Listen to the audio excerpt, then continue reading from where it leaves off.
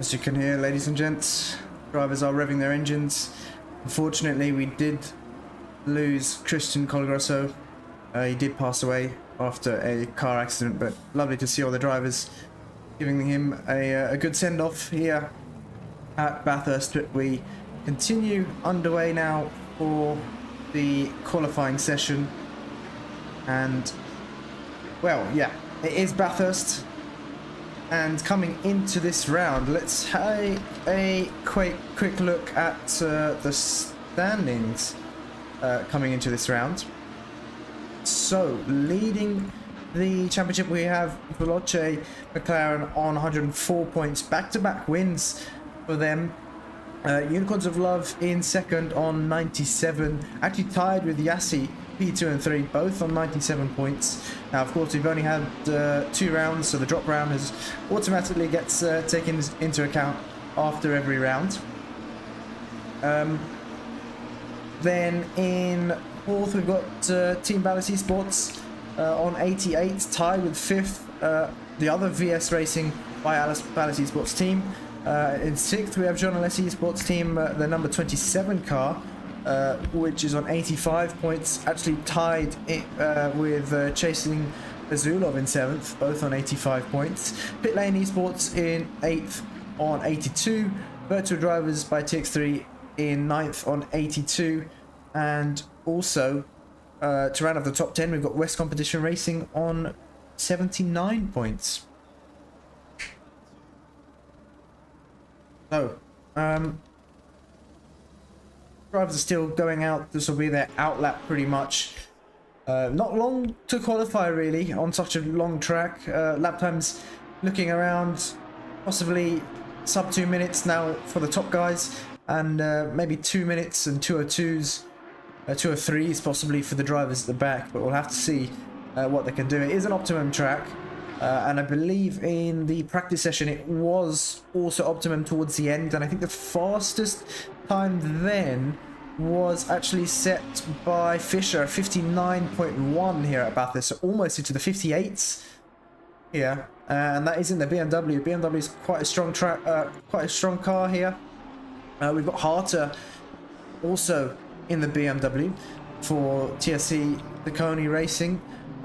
Where is the BMW of Fisher? There we go, down in 27th. You can see the drivers now queuing at the last corner to get a good run and give themselves some space to start their qualifying lap. But yeah, it is a long lap here, so if they do make a mistake during the lap, they hit the wall too hard or they invalidate, then it's a long way back round, and that's precious time lost here as well, especially if drivers have to put a new set of rubber on and maybe put some more fuel in the car as well.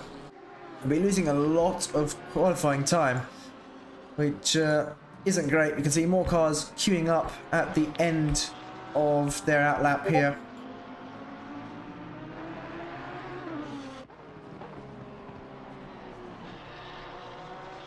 Let's take a look at who is about to complete their lap. So we've got Harter there going through the dipper now, down towards Forest Elbow, and then all the way down the Conrad Straight. The BMW, we know, not the quickest car on the straight. Almost, oh, he did tag the wall there. That's a huge error, and that's damage here, but I think he's still going to be able to complete the lap and at least get in a banker, because I believe he's... yeah, he needs to get a banker in, because his last lap was a 3:27, which was his out lap, in fact. So he's at least going to get a banker in and possibly then return the car to the pits to repair that damage. But he looked like he went way too fast there into Forest Elbow, and evidently then hit the wall.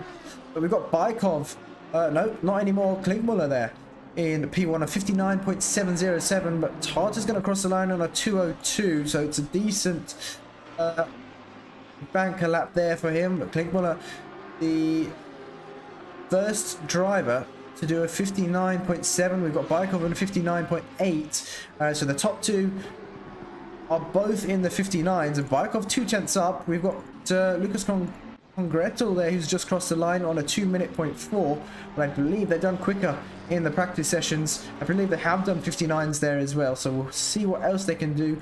The Lamborghini is very strong at this track. McLarens are up there as well, but we're still yet to see some McLarens further up the field. Fisher there in P2 on 1:59.740, 300ths off of that pole position time. That provisional pole position time set there by Klinkmuller.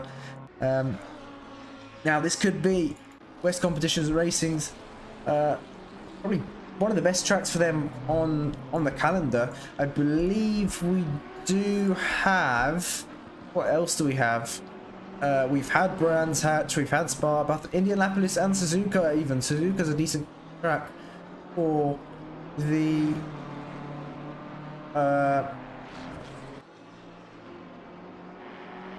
BMW.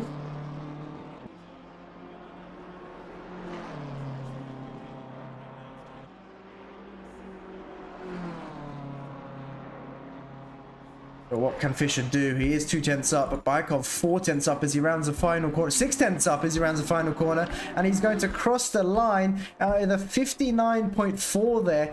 2.5 quicker than anyone. Oh, actually, Malinovsky just behind there for Veloce, putting it into P2. 400ths off though.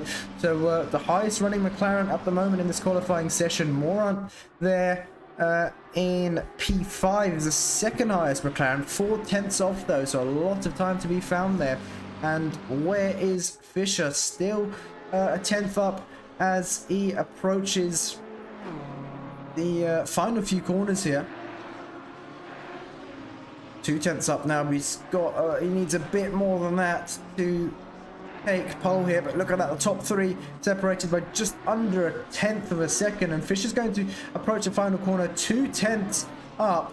Where is this going to put him? And Gretel has just put it on pole there, 1:59.415. So now that's the top four just separated by, well, just over 1/10 of a second. That's extremely close. And looks like Fisher's going to return the car to the pits, probably some fresh rubber and some more fuel as well. Remember, the tyres only really last about 3 laps before they start to drop off. But we go to Gretel here. Let's get an onboard. Yeah, oh, he was a 10th up there. He's lost it. We saw a bit of a twitch as we got on board here with him. You can see how close they are to the walls. And in fact, Malinovsky now 2/10 up. But we'll stay with Gretel here, almost touching the wall there as they head up towards Skyline and down Skyline now. Such a tricky, complex set of corners you can see there. Gretel fighting the steering, almost losing their rear end. He's managed to tame the beast, and through Forest Elbow now. Easy to lock up through there, downhill braking. Quite an awkward place to brake as well, but onto the Conrad straight now. Malinovsky has put it on pole, 1:59.085. Very, very quick time there from Malinovsky, almost into the 58. We saw, however, Fisher, who's currently on an outlap now, did a 59.1, so he's got what it takes to be up there with Malinovsky as well.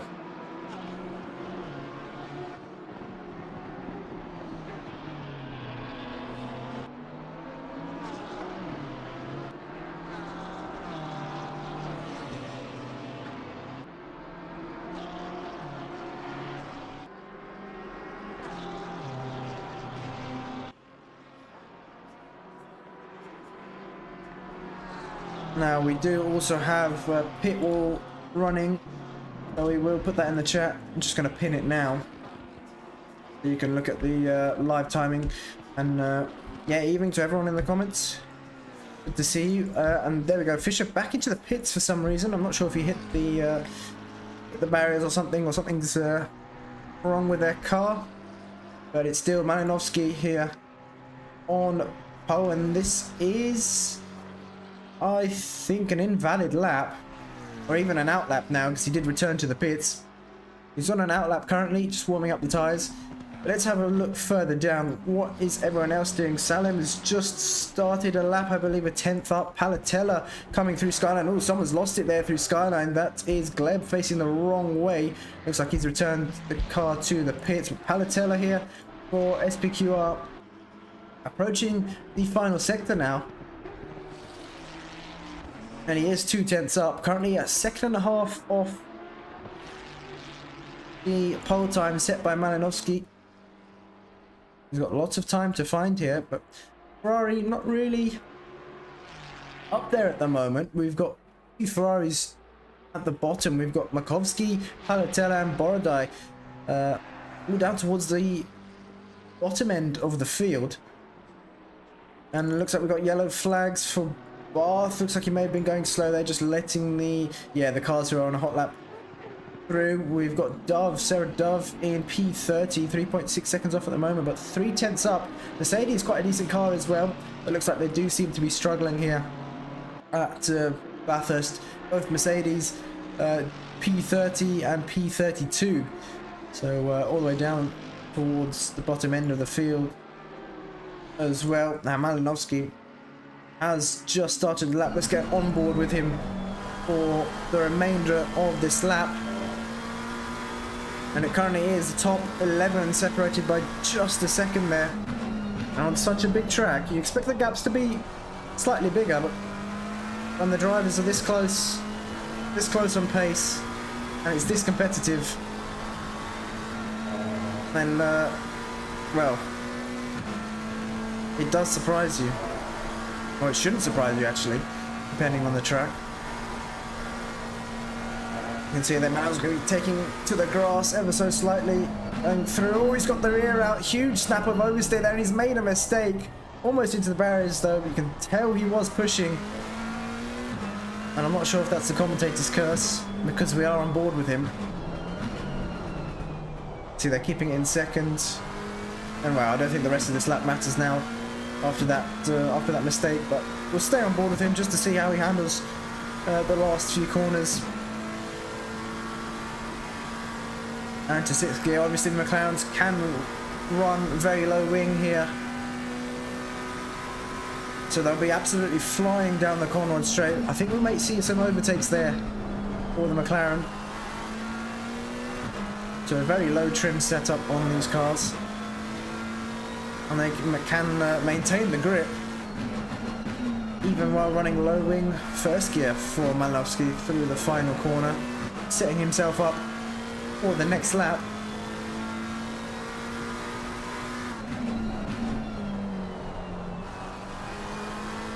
So they're using all the runoff on the exit of turn 1. But yeah, I think that's where the McLarens are going to excel, is down the straights. They're absolute rocket ships down there. Let's see what else is going on. Looks like Klinkmuller 3/10 up. This could put him around P2, P3, so maybe a front or second row start here for Unicorns of Love, but we'll have to wait and see. Still a few more corners to go, so maybe some time could be gained or even lost.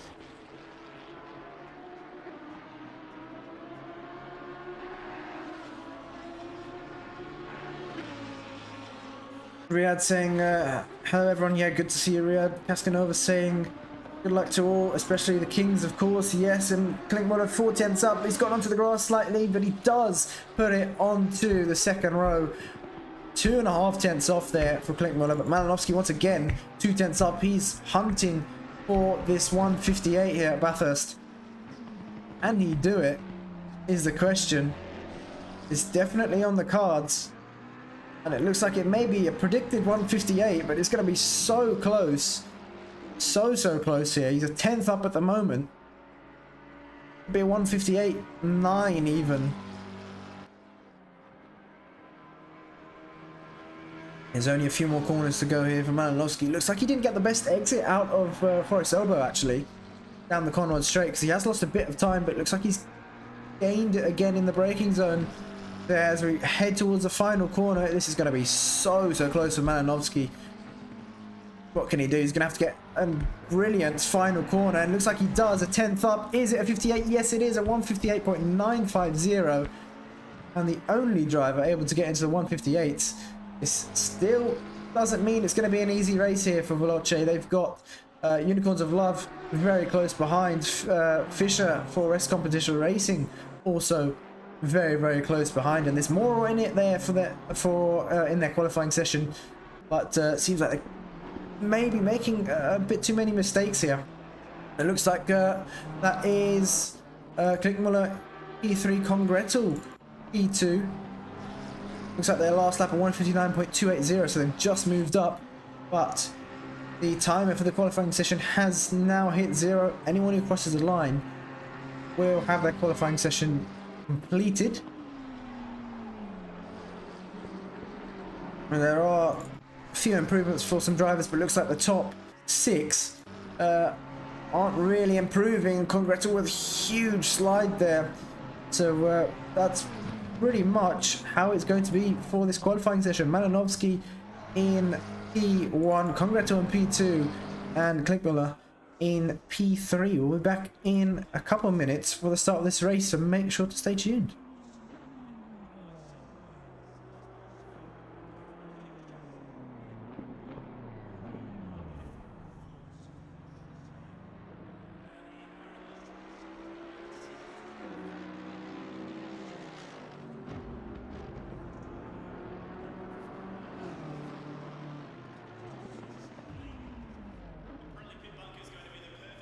Dissect the action here today at Bathurst. Let's check out some race facts. We're due for a checkered flag.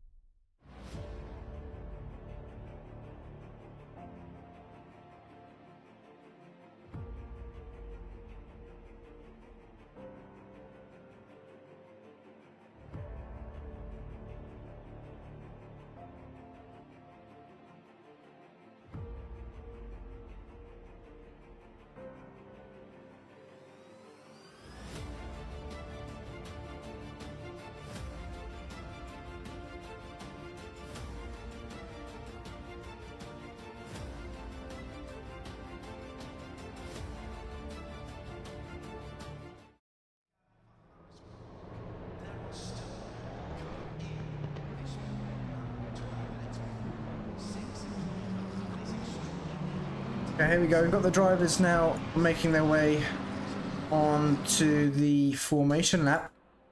And of course, as we saw in qualifying, Malinowski doing a 158 there. The only driver to get into the 158s. Congretel about 3/10 off. Huben there is now in the car actually for the race, I believe. Yep, looks like he is, but he's all the way back there for some reason. So, oh no, there we go. It's just the cameraman not doing his job properly, but it is going to be sunset here at Bathurst. We love sunset at this track, and I think it will possibly make it into the night. It's currently 8 PM at the track. You can see already headlights on for most of the cars. Just going to get a quick grid walk here for our grid today.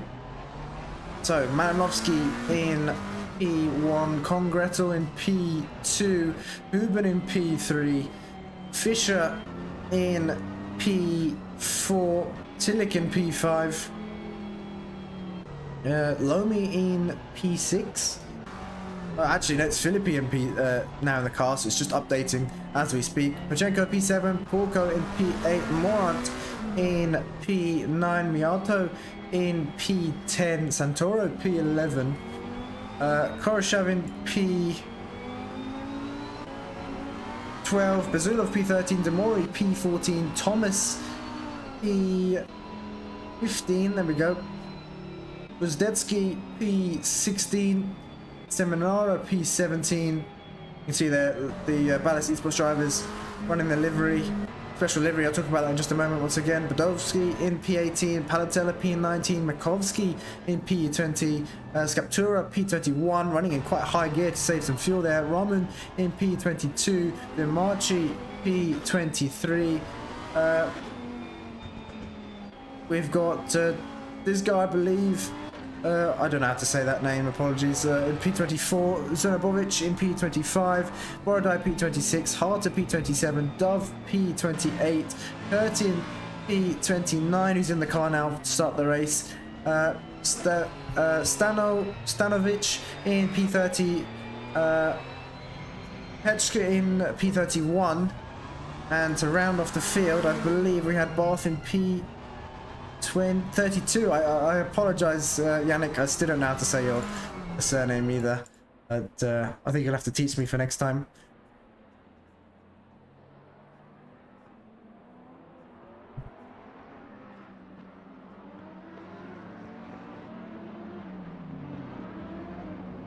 We've got Domenico saying Incendi fast grid. Shikara saying that's just more opportunities for overtaking Jan. Yep, starting last. But you can definitely pick up some freebies if some drivers hit the wall and whatnot. We've got the drivers lining up double file very shortly, I believe. And yeah, the Ballast Esports drivers running their special livery for today in remembrance of Christian, who unfortunately did pass away. Did actually race with us in the first round, but that's why we had the quote-unquote minute of silence. Of course, the drivers were revving their engines, which is what Ballast Esports kindly requested. And it is McLaren's there, Malinowski and Congretel taking the front row here for 90 minutes at Bathurst. Round 3, actually. We've got 2 more rounds after this. So what can these two do? You can see the brakes glowing red. There's Malinowski tries to get some heat into the brakes and tyres on a last minute attempt to do so, at least.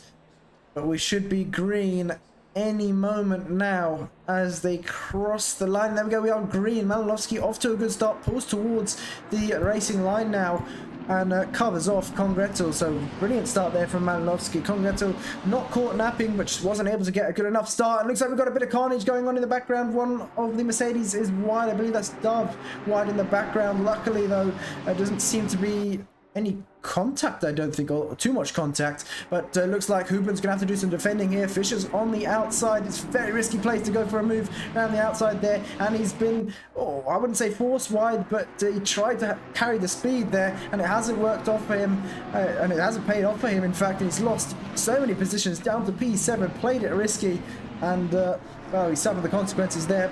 And well, where did he start actually? P4, wasn't it? So he's lost 3 positions there after an attempt of a move. It didn't go well there for Fisher, but he's got plenty of time in the race. Him and his teammate in West Competition Racing have got plenty of time to make up some places back. And let's take a quick look again at the race leader. Malinovsky's already pulled over half a second here to Congretel, going through the dipper and then down towards Forest Elbow. This mountain section so tricky. One mistake and you're into the wall, and that's pretty much the race over. But that Veloce livery looking really nice as the sun starts to set. Now we are going into darkness here. Although not yet, we will be dark, I believe, by the end of the race. All the drivers still with their headlights on. I believe Huben doesn't have them on just yet, but it's not required to do so until it does get dark, until the track lights, the floodlights do come on. I believe there's not many at Bathurst, especially through the mountain section. But Huben very close onto the back of P2. Let's see what else is going on. Fisher now catching back up to Pachenko after that mistake he made in the opening lap, and that is was that Philippi onto the grass out of the final corner? It was. Looks like he's not got the best exit either as we go through turn 1. Fisher behind, using a lot more of the exit curve. You can see it's a game of Snake there in the background. All the drivers trying to follow each other in the slipstream. We go down to P17. Badovsky's got Makovsky rhyming there, right behind him on his tail. Is he going to go for a late lunge down the inside? It's not really a place you can go for an overtake unless you're already side by side here. But Thomas looks like he's got the Mori just up in front. The 2 wrecking motorsport teams here neck and neck as we speak, and in fact another Lamborghini just up in front. I believe that is the you amateurs team. So there's Zulov in the car at the moment. He's got these 2 very close behind. We go on board now.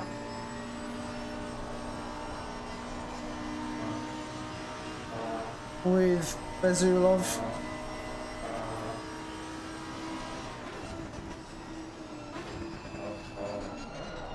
And oh, looks like he's lost the car. He's lost the car, and there's been a collision there. Luckily, it hasn't been too bad, but they are into the barriers, and they've got to wait for all the cars to get back through.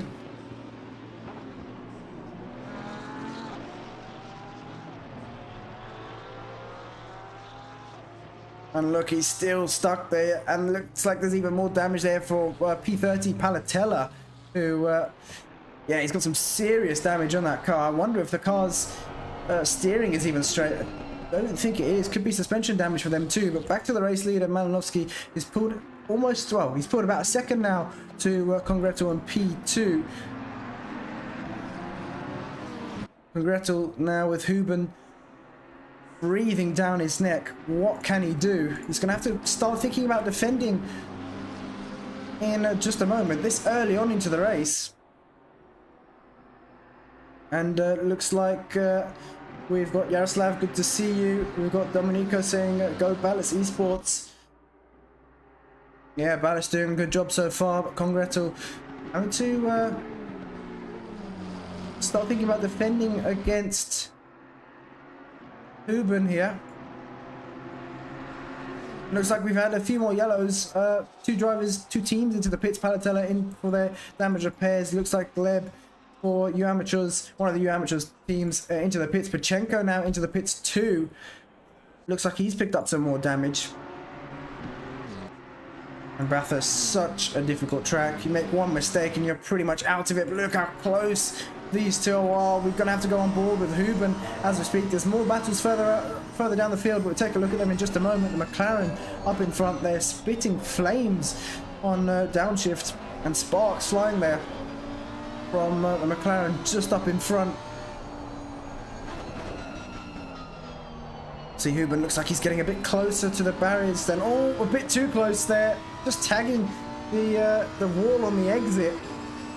And that's not going to help him with the run that he needs down the Conrad Straight. You see, he's actually not losing time. He might even be catching up, in fact. but they're not losing too much time to Malinowski in front. The gap's still about 1.2 seconds. So it's still as it were, but that last lap, well, actually, let's see what it's going to be as Malinowski crosses the line. Looks like he made a slight mistake out of the final corner. 1:59.9 from Malinowski. For Congretto, it was a 2-minute flat, pretty much. And for Huben, it was 2:02. So Congretto seems to be sort of matching the pace of Malinowski at the moment. Not letting him get away too far out of sight. We go down towards P15. Vozdetsky is right in the back of Ramun here. He's going to have the slipstream. Looks like he's got a good exit as well. That is a beautiful Golf livery there from Ramun in front. Garage 59 team, or team livery. I believe their actual team is Artec Esports, but running one of the official liveries likewise is Badovsky just up in front. I'm not entirely sure what team they are in, but I will check that in just a moment.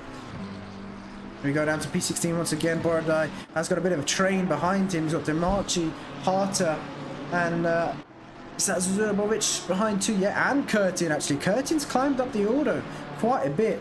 Up into P20, starting P29. There's quite a few drivers that have had to pit for damage repairs, so he's really managed to catch up and make some places, and freebies in fact, if you'd like to call them, after errors from other drivers in front. Actually, Vozdetsky's got quite a bit of damage on his car as well. Look at that damage on the front of that Lamborghini. Luckily, it's not enough for him to pit yet. It's still going in a straight line, which is the good thing. And they're going to have to wait till the pit window to repair that damage, otherwise they're going to lose out so much, especially with this being such a long track. But let's have a look. P8, Miato right in the back of Morant here. We're going to have to go on board, I think, once again onto the splitter cam for Miato.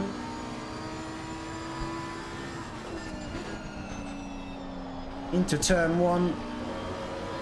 Could have been a bit closer to the apex there, but looks like they've lost on the exit. More pulling away slightly now that McLaren is a rocket ship on the straights. Look at that, it's pulling away. It's pulled away about a tenth, I think, or maybe half a tenth. But looks like there's been a change in position. What's happened here? Congretto down into P4, Bykov now up into P3, and Huben up into P2, leading this battle. Malinowski is 4 seconds in front of these three. So what's happened here? Has there been a bit of contact? I don't think there has. Nothing's flagged up on our system. So looks like it's just been hard battling between the three.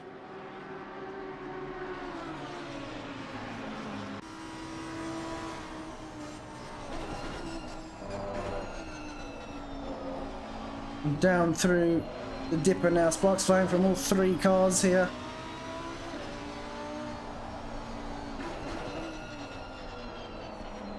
Huben's done a good job to put it up into P2 so far. But what has happened to Fischer down in P22? Looks like he's picked up some damage as well. The number 1 BMW looks like they may have had an accident with someone, and their luck has just not been going. It's just not been in their favour this season. They've had a few crashes in the previous rounds, but they are so close to Stanovic here in P21. Just a tenth separating these two, almost bump drafting him down the Conrad Straight, but he's pulls towards the inside. He's going to be on the outside for the next corner, the chase, but looks like he's got the job done round the outside. And there we go, Fischer up into P21, and now is he going to go defensive up towards the final corner? He's not. So he's got that one done, and up into P21 he goes, but that's so many positions lost after starting in P4. And just not been going right for them this time around. Of course, they do have a drop round. They're going to need some seriously good luck to finish in the top the top 5 even at the end of this season. Vozdetsky on the outside here, bit of contact between the two. Vozdetsky keeping out of the barriers though. A brave move to try and hold it around the outside there. It looks like that's now Harter down the inside of Vozdetsky. And all contact, there's been contact here. Looks like they're both into the barriers. Zunobovic and Vozdetsky both into the barriers. It looks like Zunobovic went for a bit of an opportunistic move on Vozdetsky and it didn't pay off. He's facing the wrong way and he can't get it facing the right way yet either. He's stuck here and into the barriers he goes once again. That's not what you want to see. But what a shame. We go back to the race leader, Malanovsky, who's got a 4-second lead to Huben. He's still in this battle with Baikov and Congretel. So 3 cars battling for 2 podium positions here.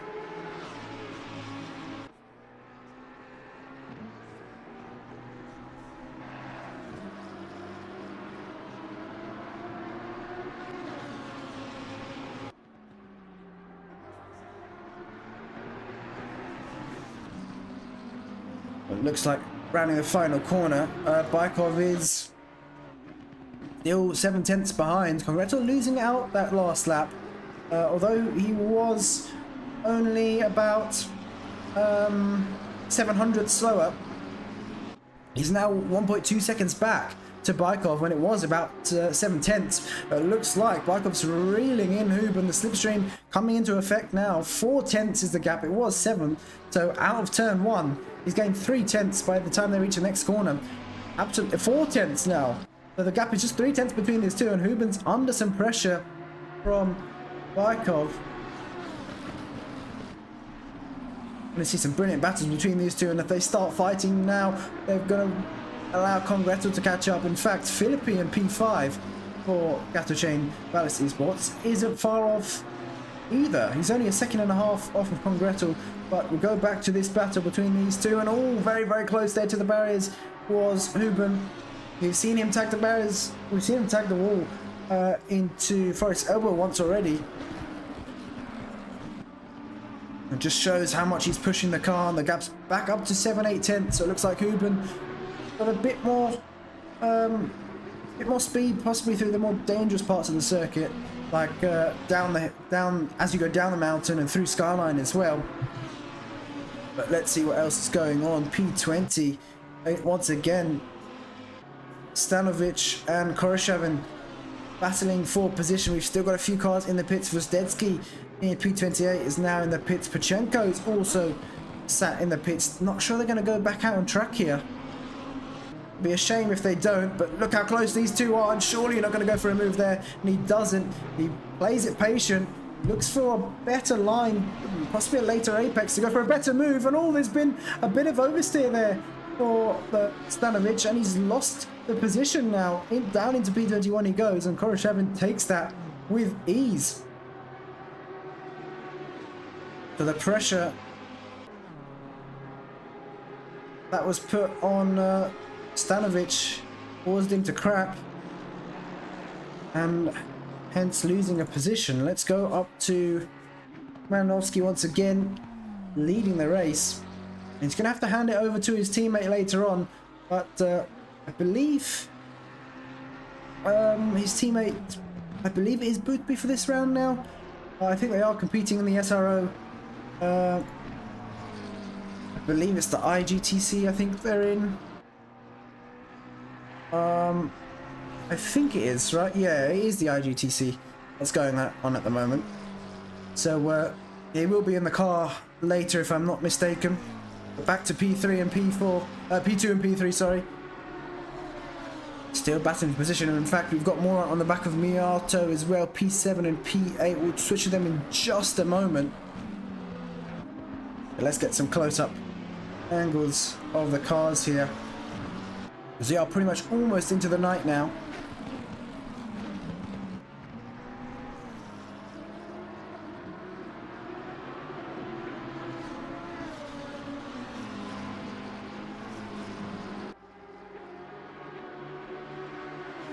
And once again, Huben pulls away in the last sector.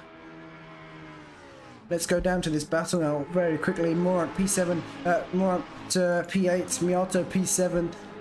Morant currently in the slipstream, in fact, oh, just outside of the slipstream actually. He's about a second back. Santoro also about a second back, so this could be a 3-car battle that we may see a few more laps into the race.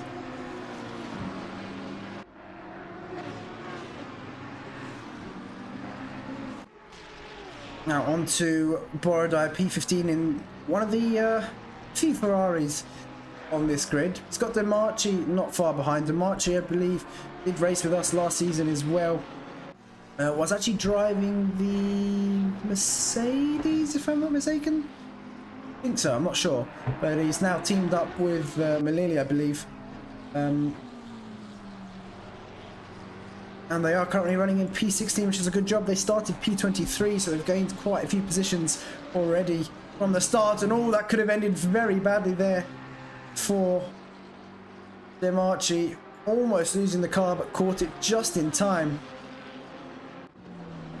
Definitely doesn't want to be taking the grass through there. But look at this, how close Miato was to hitting the wall there. Let's go on board now with the McLaren of Moran.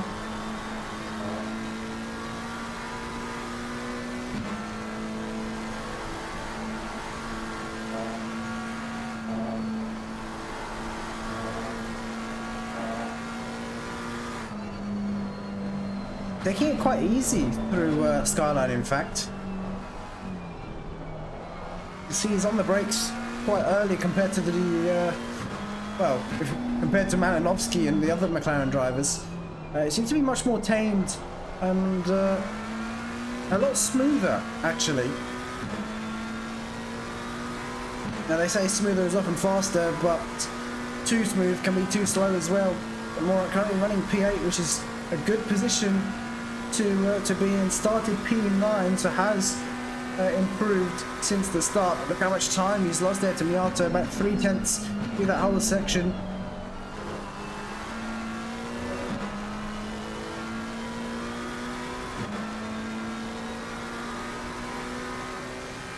Towards the final corner now, Moran is losing a bit of time here. He's got Santoro very, very close behind. Let's see if we can get the rear viewing cam here. The Jean Alessi car just behind, I believe is the number 27. Yes, it is.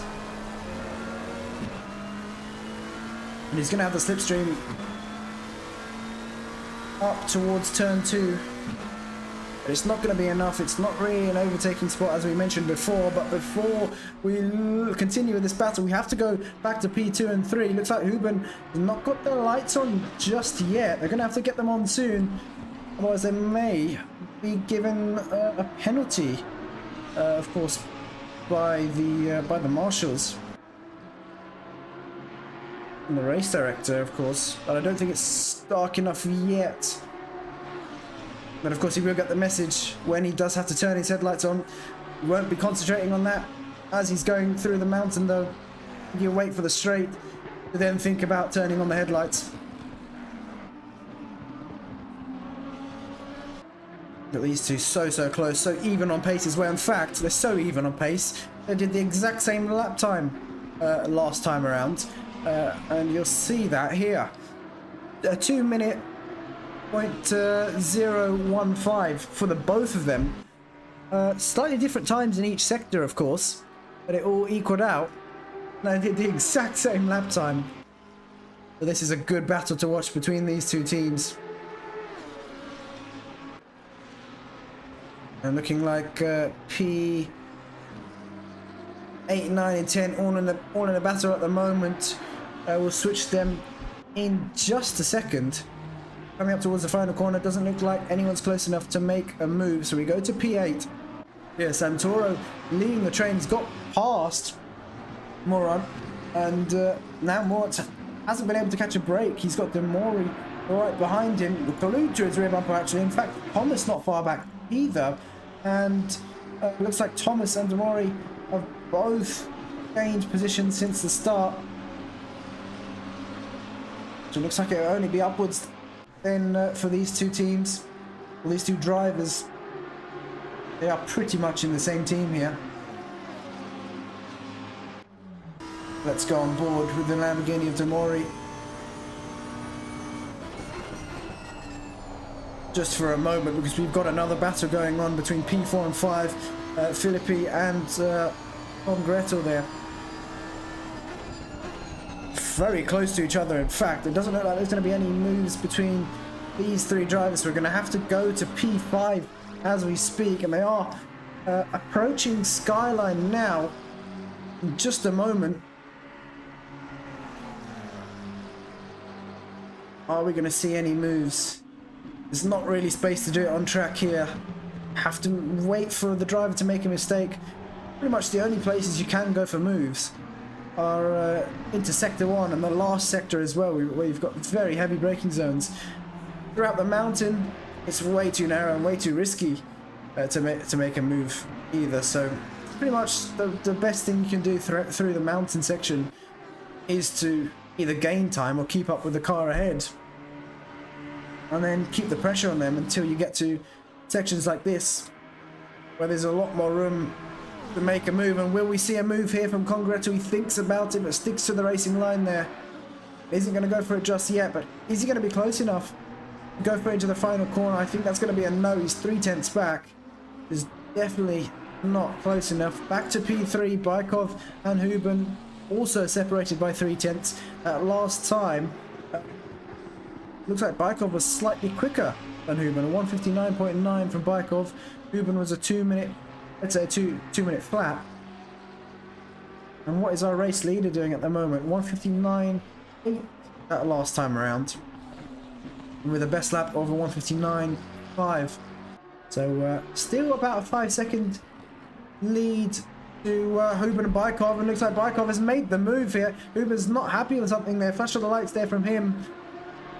Maybe he was turning on his lights, I don't know. But Bykov's got the job done. Up into P2 he goes. Huben possibly wasn't happy with something there. But I don't think there's any contact between these two cars. Let's have a look. Nope. Doesn't seem like there's any contact. And look at that. Huben's Lamborghini all sideways on the exit. Back down to P19. Looks like, oh, Demarchi's facing the wrong way. He's in the barriers. And is that rear damage? I don't think it is. Looks like he may have just reversed to get the car pointing in the right direction. But P18 and 19, that's Fischer in front of Koroshavin now. Has he just got past? Looks like he's up into P18 now, so he may have. But that last time around, looks like Fischer was 3/10 slower. It could be actually that Koroshavin is catching up to him and actually battling for position here. With Demori now in P10 in the slipstream of Morant.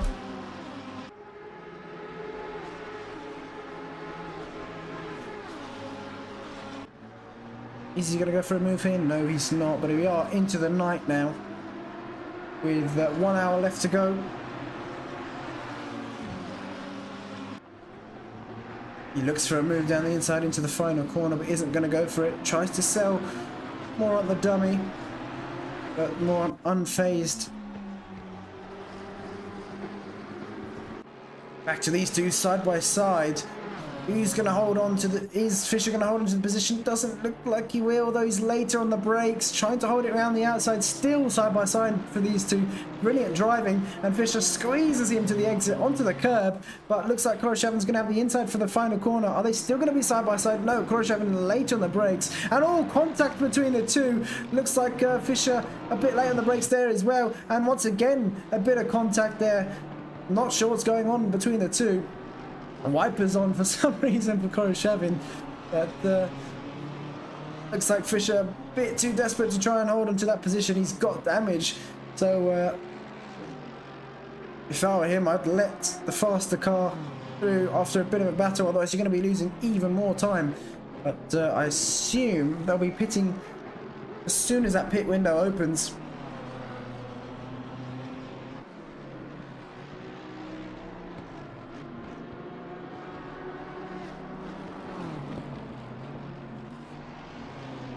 And back down to P22, Dove on the back of Stanovic. Bath 18 seconds behind. He's made some position gains as well. Looks like Dove that last time around was a couple tenths slower. Or a tenth and a half slower. We'll take a look at them in just a moment. Malinovsky now with a 6-second lead to Baikov in P2. Baikov still fending off Huben. And I think these two are going to be at it till the pit window opens. We don't know what's going to happen when they switch drivers and hand the car to their teammates. They could still be very even on pace. But this is the battle to be watching out for. We've also got, once again, Philippi and Congretel, P4 and 5, were only separated by a few tenths, and also Porco and Miato. Actually, this is quite a big train. We've got Porco, Miato, Santoro, Morant, and Demori all sorts of sideways on the exit of turn 1, and Thomas. That's what, about 7 cars in this battle. Although it could be counted as 2 separate battles of 3.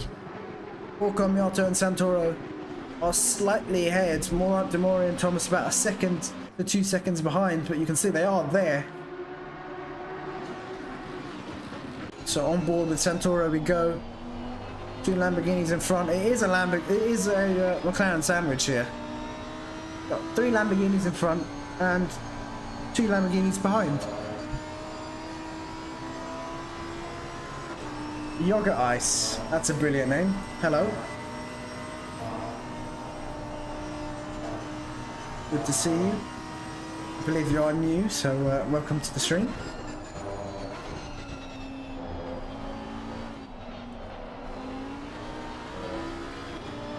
But yeah, back to the battle. Demori on the back of Morant. Santoro sticking with these 2 up ahead.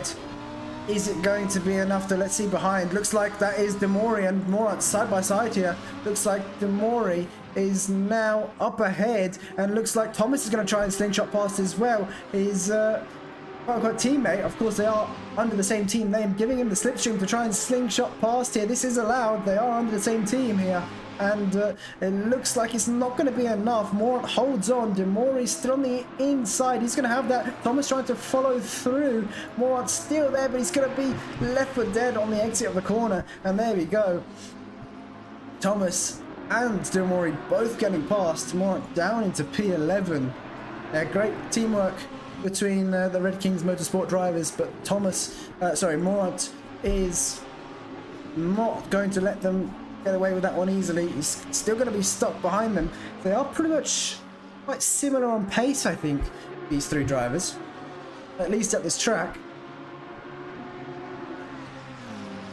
To back up to P7, the battle between the 3 Lamborghinis. You can see how much they've pulled away from the 3 behind. About 3.5 seconds now. It was 1.5. Just by them battling, they've managed to pull away. On board here with Miato, who's got Santoro side by side actually. Oh my goodness, we're gonna have to go on the helicam for these 2. Almost contact. How have they kept that clean? Onto the grass slightly for Miato. He's managed to get ahead, or stay ahead, and stays in P7. Santoro P8.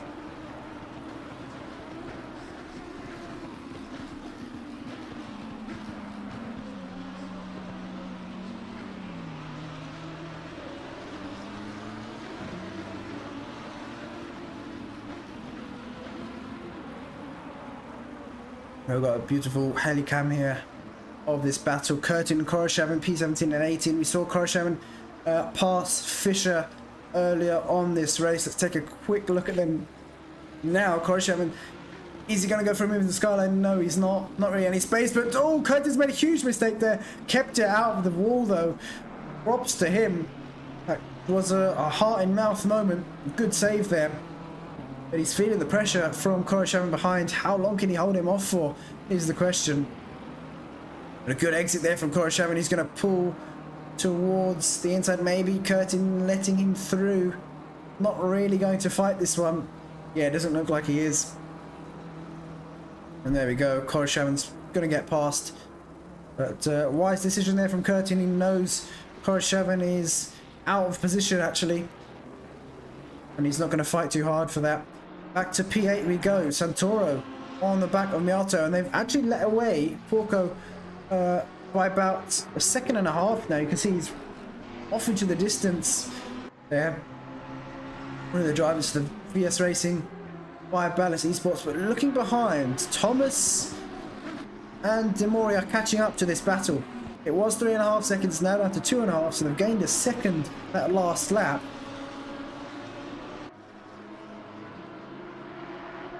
They seem to be catching up.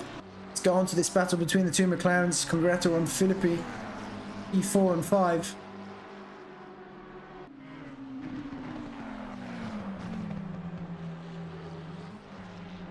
Yoga Ice saying they're insanely fast. Yeah, they really are. I mean, if you missed qualifying, you should have seen Malinovsky currently leading the race. Did a 1:58.9 here in the qualifying session.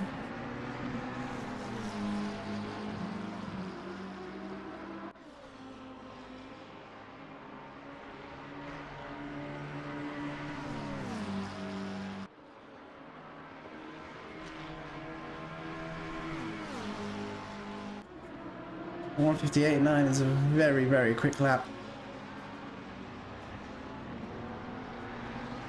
I think it was perfect conditions there as well for them to set that lap time. But down to P8, Santoro is on the back of Miato still. They were even closer a couple corners ago.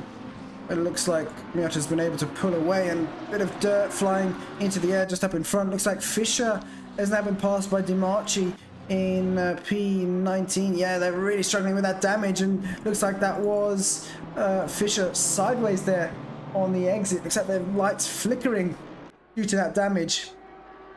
They're probably hoping that pit window opens as soon as possible. Yellow flags out. Looks like Yannick has lost the car. Oh wait, no, he's coming out the pits. Or has he lost the car? I think he's lost the car there. Out of turn 1. That's some heavy damage on the Advisor Racing Team Porsche. Looks like flash of lights there. He's staying off the racing line. But back to this three-way battle. It is pretty much a still three-way battle. They're catching back up to Porco in P6. Caught up by about half a second already.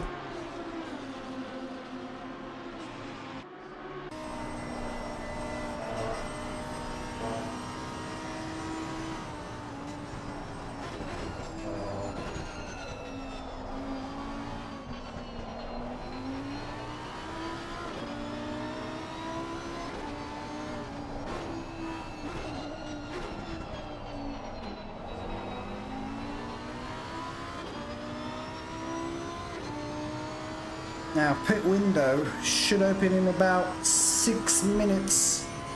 So the teams with damage are going to be into the pits ASAP.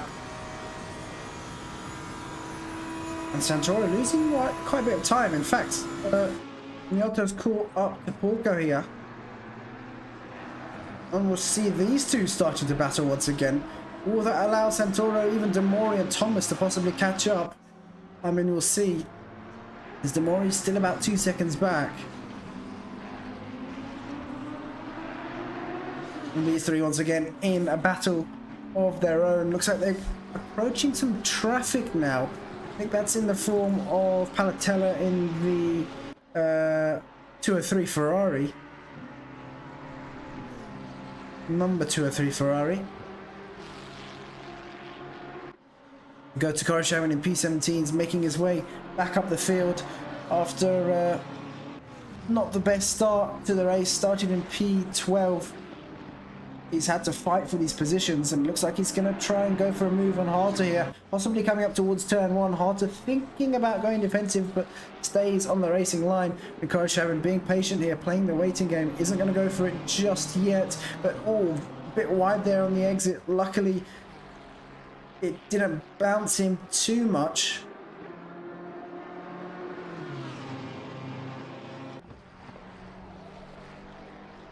But back to this battle. We're gonna have to go. We're gonna have to go helicam for this.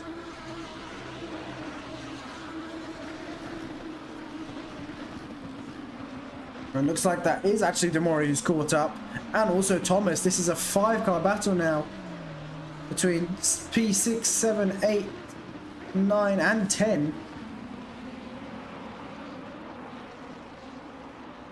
And it is all Lamborghinis as well, so it's been a very popular car this season. Seems to be the all-rounder, in fact, for the races on this calendar. Now looking at the battle between Bykov and Hooven as well, that has pretty much ended for now. Hooven's lost a bit of time to Bykov, almost 2 seconds now. Look how late they are on the brakes behind Orko. Miata there has got Santoro breathing down his neck, glued to his rear bumper. He's looking for a move down the inside into turn 1, but thinks better of it, and late on the brakes there for the both of them. A bit of a mistake there from Santoro. Demori and Thomas have caught up. Demori, in fact, within the slipstream now. That could possibly be helping his teammate. No, actually, Thomas is a second and a half behind Demori. He's not been able to match that pace. Or at least that last time round was 4/10 slower.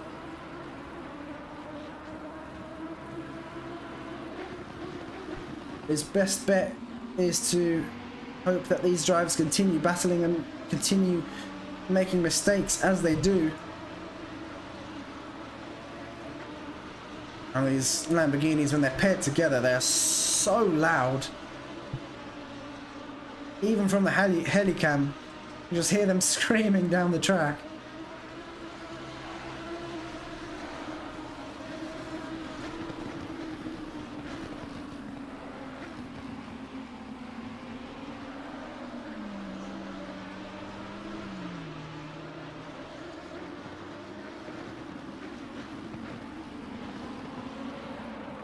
It looks like that is now still these 4 drivers.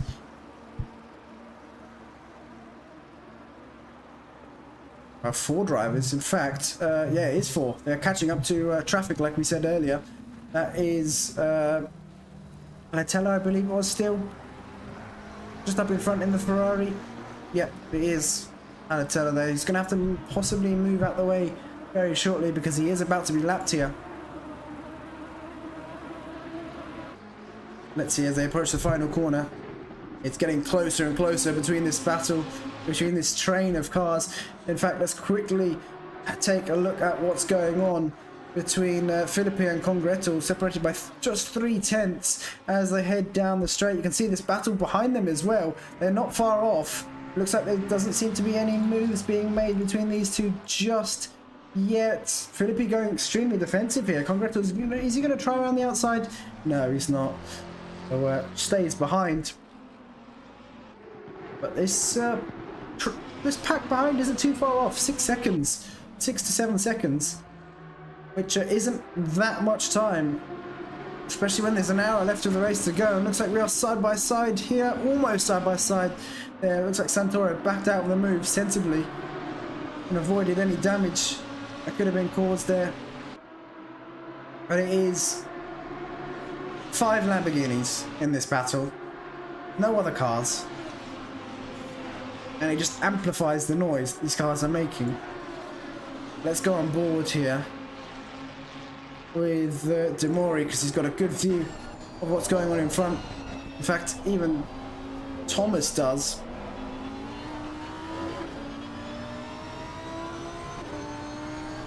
But it looks like Morat might be catching up too. That last time around, a 201.2, which was sort of matching all, tagging them all. There was Demori, but Morat did a 201.2, similar pace to what Santoro and Miato did, P7 and 8, or P8 and 7.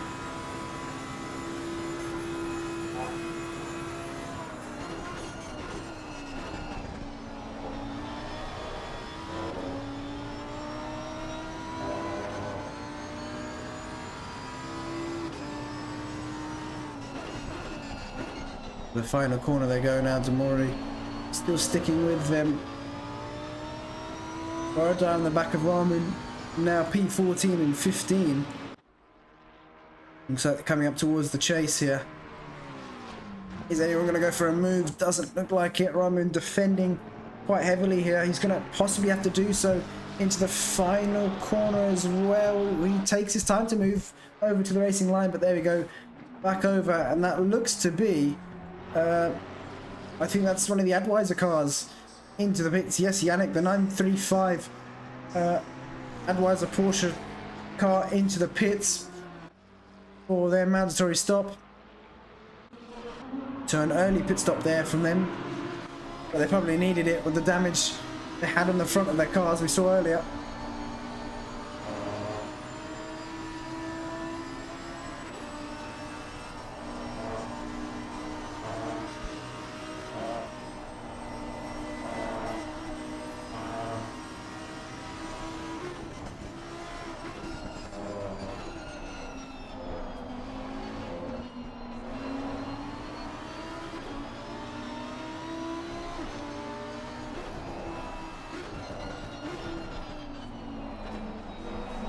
You can see that Melto's slightly wide, maybe braking a bit too late, and he's lost a bit of time now down the Conrad straight. In fact, that's a few tenths, 2 or 3 tenths that he's lost, but he's catching up now with the slipstream. He's gained a tenth back, and it could be possibly 2 tenths by the time they reach the break. So look at the closing speed there, maybe running less wing, less drag on the car, and he's right in the rear bumper of Pulko once again.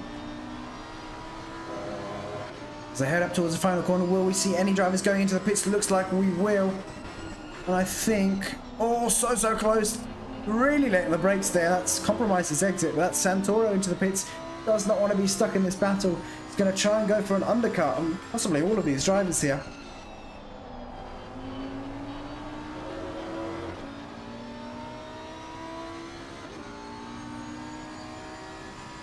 You can see on the back of the car of this Lamborghini from VS Racing, you can see it says Racing for Christian. This livery is dedicated to him, and there's a few other teams running the same thing, I believe, or it may just be the Ballast teams that are running this livery.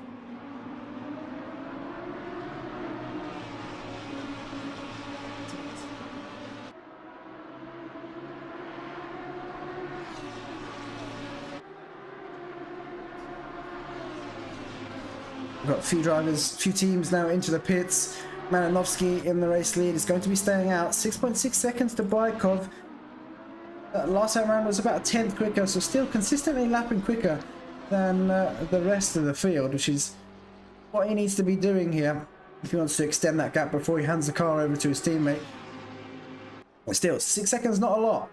It's definitely not a lot if a mistake is made. The mistake on this track can be very costly. As we know, we go back down to P6 now. P6, 7 and 8.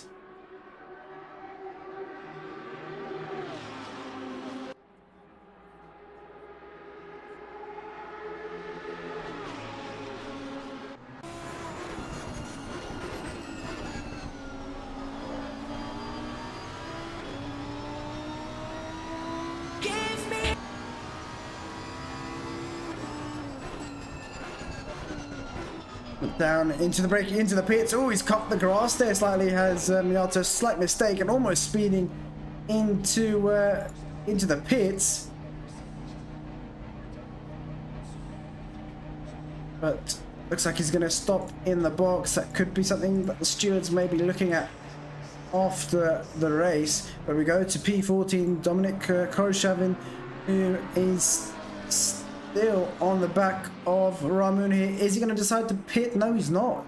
Interestingly, staying out on track. And he's going to go for a lunge into the final corner. Luckily, no contact between the two. Ramun saw that coming. And stays,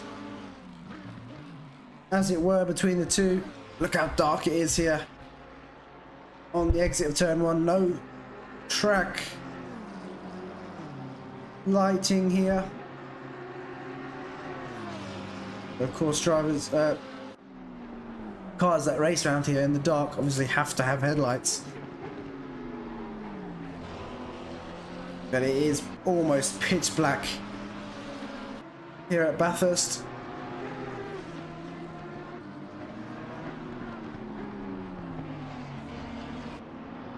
what else have we got going on? Looks like Tamori and Porco still very, very close. These two are the ones we want to be watching out for at the moment. Is there going to be any move? Yeah, possibly. No, there's not. There's just no place for overtaking through this mountain section. It's just so fast-paced and flowing. There's not really heavy braking zones. And it's a huge risk if any drivers do go for moves. And it looks like it is Boothby now in the car here for Veloce. They made a fairly early pit stop, but of course only 3 minutes left of that pit window. So any teams that have gone out for a bit too long are going to be taking a huge risk here. But back to P9. Boris Shavin on the back of Raman. He's going to go for a move here. This is going to be his best chance to do so. He's got the slipstream. He's going to try and slingshot past there side by side now. Raman on the inside, but no. Looks like Raman backed out of that massively. And I think that is one of the race leaders that is coming through now. And that is Corey Shavin into the pits. Ruben keeping out for another lap here. He's going to... Wow, this is very late from Unicorns of Love here. They're going to have about 50 seconds or so. Maybe less, actually. Actually, no, they're going to have much less. They're coming through Skyline now. So, they have about a minute and a half, or a bit more than that, by the time they enter the pits. They have left it late. There's still a few more teams yet to pit as well. We've got one of the Balance Esports teams yet to pit. Looks like everyone else is actually now entering the pit. So the top two still yet to pit here. Huben is going to pit shortly. Let's look down in P11. Looks like Tempest, Sean Tempest. A brilliant name, actually. Is he side by side? Yes, he's on the outside. Looks like that's Vining, but he's got the position. And in fact, they've had a better pit stop than RKM. They were about 2 or 3 seconds behind them. And now they're in front by about half a second. So they've actually made the jump in the pits. And oh, that is Vining into the wall. Looks like he got a bit too early on the throttle. And the rear stepped out completely, and once again hitting the barriers.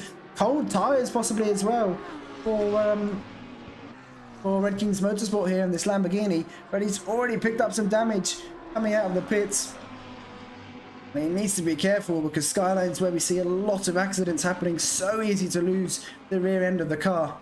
It looks like he's got it under control now. Possibly cold tires coming out of the pits. Of course there are tire warmers, but it just doesn't keep them completely up to temperature. They do drop very, very quickly once you get out of the pits.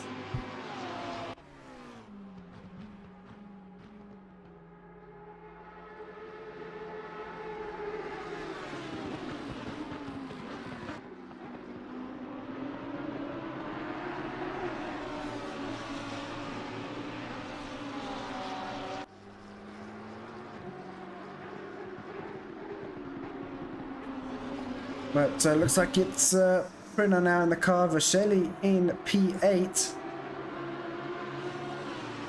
And Vining has lost the car once again. It's been a nightmare here for him. And has there been any contact? No, it looks like he's lost it by himself. And they're going to have to make another pit stop here, surely.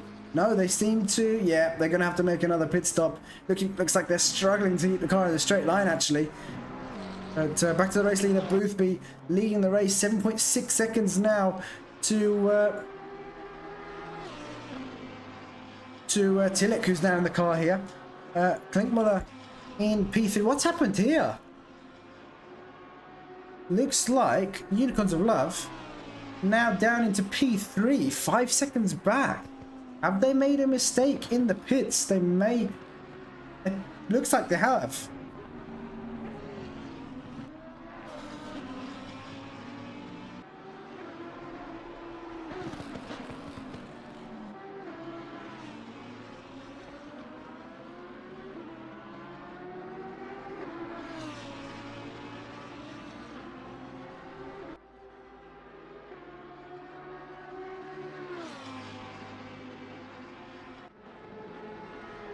What else have we got going on? Looks like there's been a position change here. Faulkner and Vercelli in P8 and 9. We've got a bit of a battle going on here. Looks like there's a bit of traffic in the mix too. And we've got Pruna and Garcia, P6 and 7, just up in front of them as well. You can see them there, just going down towards the chase now. Cameraman, pan over, there we go.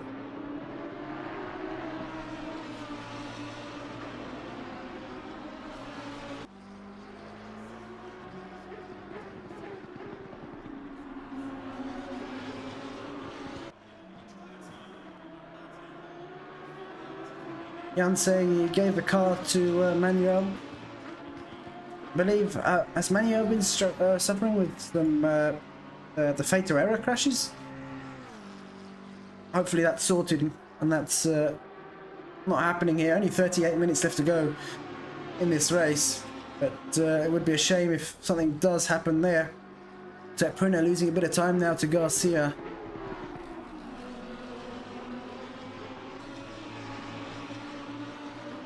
Let's go on board once again. You can see the car's in endurance mode now.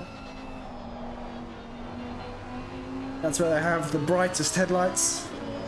The blue light inside the car as well.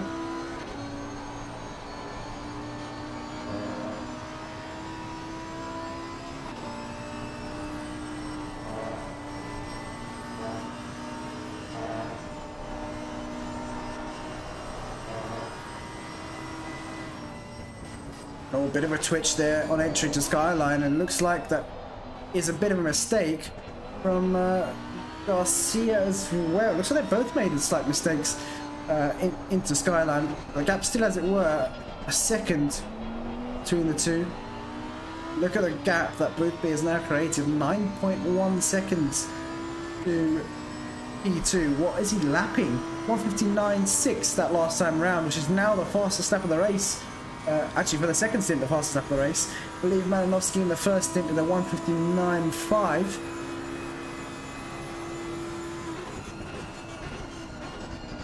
So very close there, but look how late the brakes Bruno is.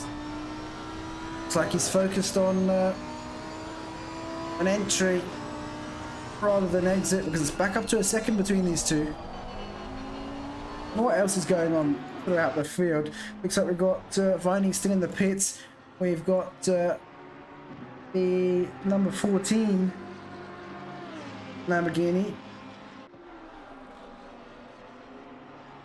The Balance Esports team down in P27. What's happened there to them? They're running quite far up the field. And maybe they have had to repair some damage here. They're now down into P27. Something's really happened to them in this race. Back to P9. Vercelli is on the back of Faulkner.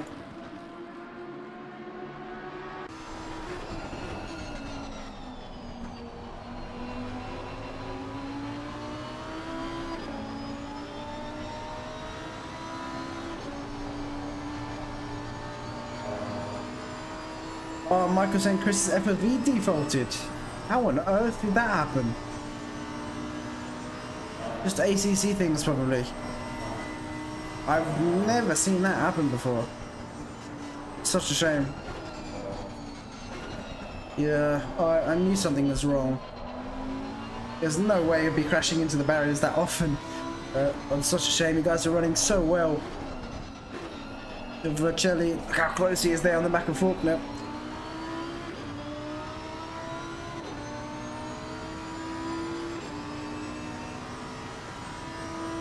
He's going to have the slipstream, 3/10.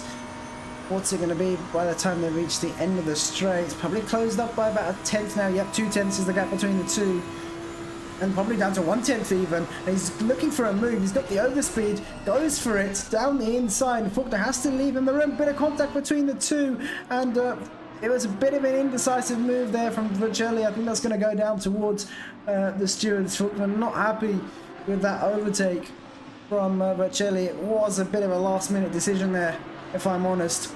He did think about it, then backed out, then eventually went for the move anyways.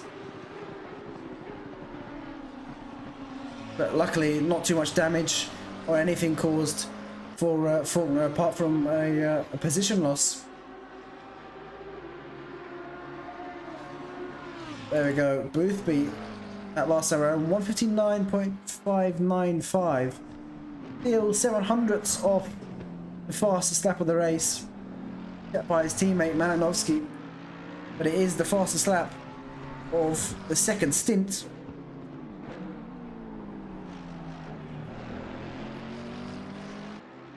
You can see just how close he gets to the barriers on the exit of Forest Elbow. And let's get a quick onboard with him just for next lap. Like he's having to navigate past some traffic here. I believe that is one of the Mercedes in front. I think that's from the United Sim team.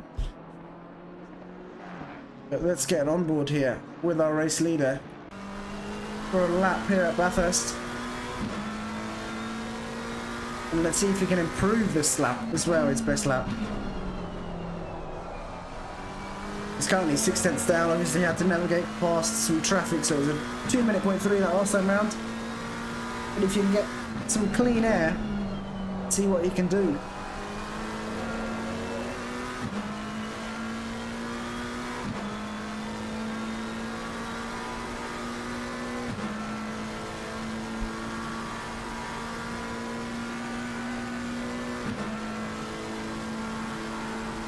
Jan saying he survived, so it's a great stint, yeah. It is survival of the fittest here at Bathurst.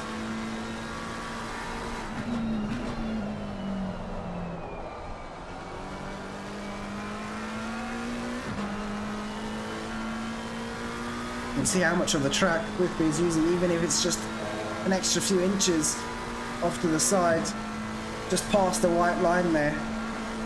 A bit of a lift, maybe too much of a lift through there.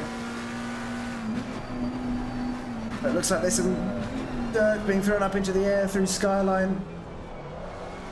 Could be throwing the car in there through the dipper and then down towards Forest Elbow now. And here the car just wanting to lock up.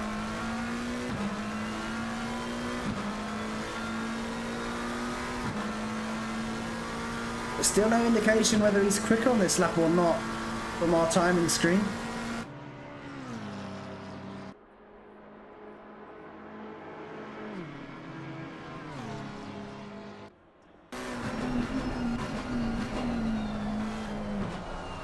Now short shift there just to keep the car in check and so it can get on the power earlier without having to worry about wheel spin. Up towards the final corner now. Oh, very deep there into the final corner. A bit of a mistake, I think. Either that or it's just the camera angle. But it was a 159.675 from Boothby, who's now encountering some traffic once again. I believe... Is that the West Competition racing car? It might be. And I believe Apostol's now in the car for them. Where would they be? If it's not Apostol, I'm not sure who exactly is in their car, actually.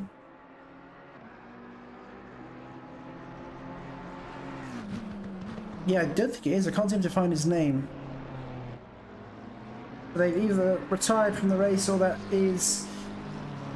or there is another driver in the car now.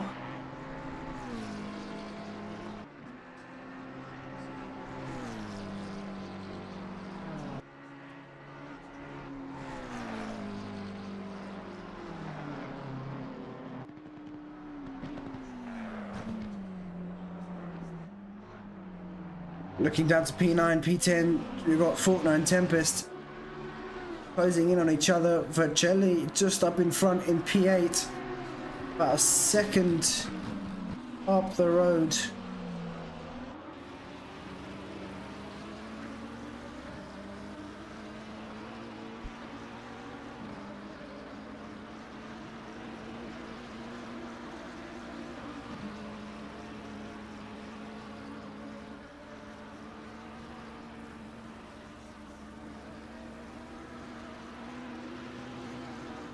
Going through Skyline now. You can see how how dark the track is. You can't see a thing. That's why these headlights are so important on these cars. If you get any damage, it's pretty much game over. You're not going to be able to see where you're going.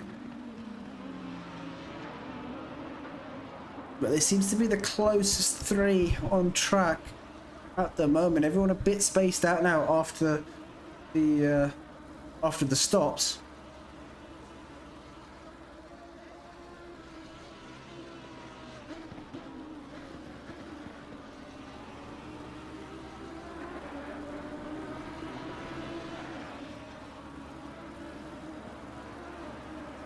Looks like a bit of a mistake there from Vercelli. Faulkner's going to look towards the outside, coming up towards the final corner, but he doesn't even need to go defensive or try anything ridiculous. He's got that done as they approach the braking zone, but maybe he might have to defend. No, he's got that. And look how late on the brakes there is Tempest. Really late on the brakes, misses the apex by a mile, and looks like he was caught off guard there. Possibly wasn't paying attention. Maybe he was too focused on the cars in front rather than where his braking point was, but that's easily done when you've got two cars in front of you battling for position.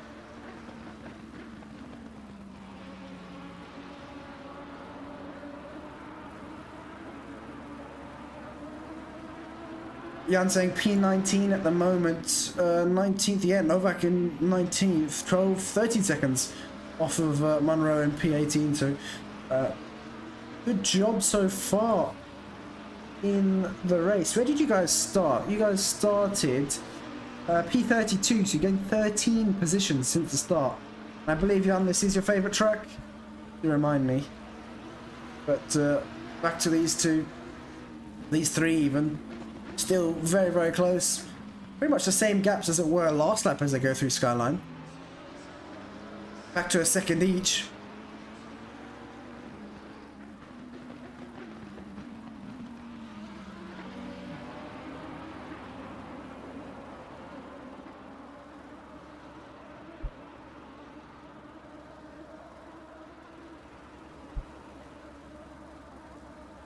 Tempest is now closing in down the straight. Let's get an onboard of him. Like I said earlier, these McLarens can just run hardly any wing and have such a low drag setup, but still be able to have a lot of grip on the track. And look how much he's caught up. It's about 7/10 just by that straight. And the penultimate corner as well, as they approach the final corner now. Tempest a bit slower on exit, but really be able to hit his marks this time and possibly go for a move into turn 2. Looks like he has, but oh, he's nearly lost the car. That was so close. Good save there from Tempest. That curb on the exit is so deadly.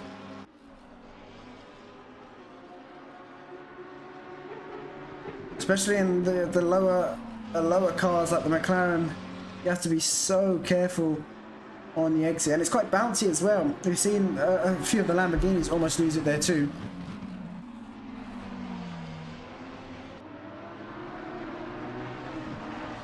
But yeah, the race started in the day and now into the night.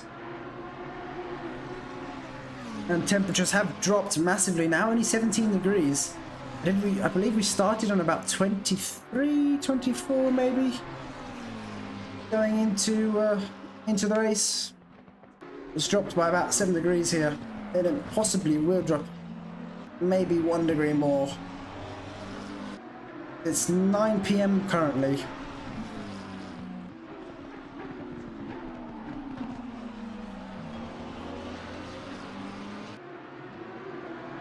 Yeah, looking at the rest of the field, seems like it has spread out. Let's just take a quick look. We've got Chase Gordon, P26, got the number 14 Lamborghini in P25. I'm not going to attempt to pronounce the name, apologies. Besselink in P24 in the 935 Advisor Racing Team Porsche. Looks like they have repaired their damage in the pits as well. We've got D'Angelo in P23, and looks like Vercelli has made a mistake. Is he in the wall? He is on the grass, facing the wrong way. But it looks like I don't think he's picked up any damage from that. Has there been an accident? Oh, there has. There has. Looks like there may have been contact here, actually. Looks like there may have been contact. And yeah, they've got a bit of damage on their car. You can see on the front, bit of splitter damage on the... Yeah, on the front bumper as well. Not looking in good shape.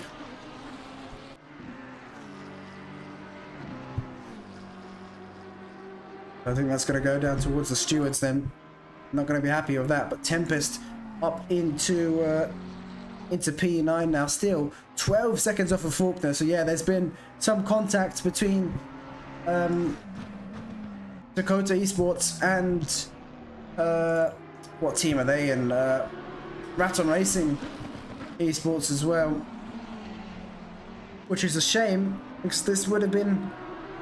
Well, they would have continued the 3-car battle with Faulkner as well.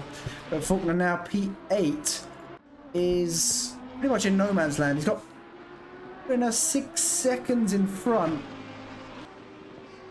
And judging by lap times, they're quite similar actually. They're about a 10th off. In fact, I've just seen their fastest lap times are exactly the same. 2:09.72 for the both of them. At least for the second stint. I'm not able to check what their first stint lap times were. It's going to be difficult if that's the case for Faulkner to catch up to P7 here. What else have we got going on? Looks like Vercelli is... Looks like some traffic just behind, but he's a second in front of Warner. Warner is in the Pit Lane Esports team.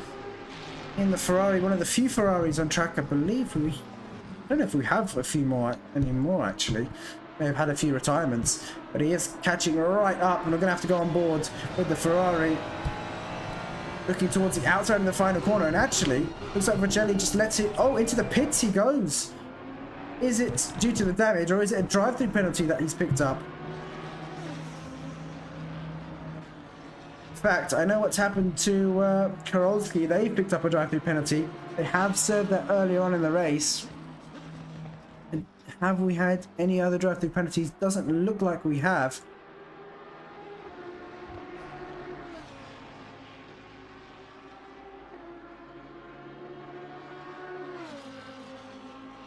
Jan saying on ACC it's his favourite. Not fast, but consistent. Yeah, that's the main thing. Consistency is key, especially at a track like this. I mean, it's worked for you guys. You have... you've gained 13 positions since the start just by keeping out of the barriers. Out of Barrier. Mr. Barrier, so yeah. Good job on you guys. Back to Garcia. On the back of Bissot now. The TX3, or Virtual Drivers by TX3. Team currently running in P5 at the moment. They started P2. Didn't have the best start to the race, but still doing well nevertheless. And in fact, where are they in the championship currently? Let's take a quick look. Of course, it doesn't really matter at the moment since we're only 2 rounds in. 2 out of 5 rounds. And the drop rounds get taken into account as we go along throughout the championship. But let's take a look anyways.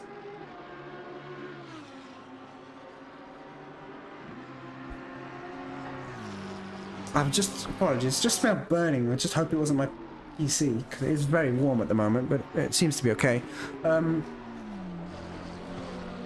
Virtual Drivers currently in P9 in the championship, actually tied with Pit Lane Esports in P8. They had a P30 result last time out, so really not a good showing for them last time. Last round being Spa. But they can redeem themselves here at Bathurst. Looks like Zunabovic in the pits. Have they picked up a drive-through? Is that damage? Oh, it looks to be damage. Yeah, lights flickering. Oh, there is some serious damage on that car. Okay, That's probably going to be damage repairs for them then. This track taking no prisoners at all.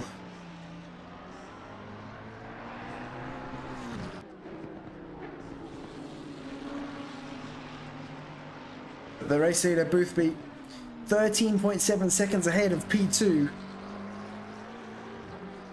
He's not just him, his teammate Malinovsky as well. They've been absolutely on it this race. And now, actually, the fastest lap of the race has been set by Boothby, 1:59.4. Seems like the cold attempts may be aiding in their favour. It was a bit warm, well, it was quite warmer when Malinovsky was doing his stint. And of course they have to think about fuel loads too. When we look down to P16 and 17, that's Vercelli. Looks like in front of Malili here. Let's go on board.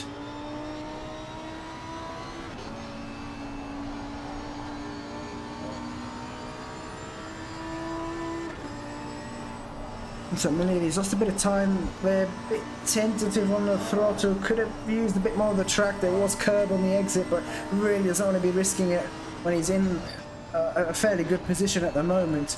This team starting P23, so 6 positions up since the start. Yeah, they really do not want to be risking anything so far into the race with just 17 minutes left to go.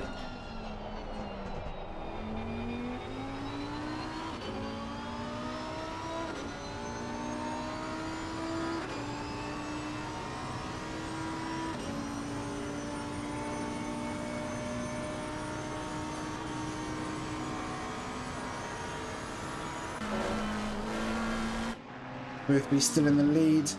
Nothing's changed. Over there, we've got Van Horn now in the car for Assetto Racing Team. And Besselink in the car for Adweiser. Now these two drivers are going to be competing with me as a team on Monday, actually. In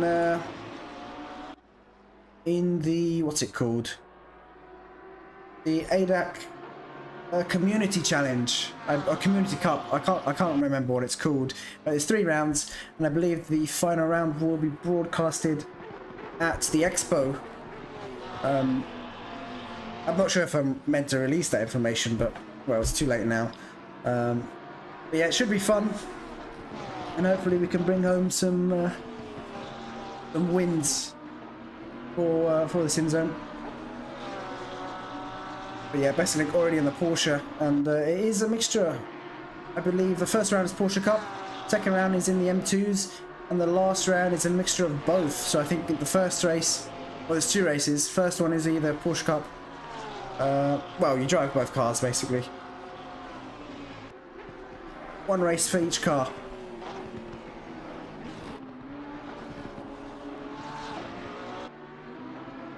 Yeah, just 15 minutes left to go. And it looks like the closest 2 on track at the moment, Bissot and Garcia, who are P6 and P5 at the moment. Still separated by a second.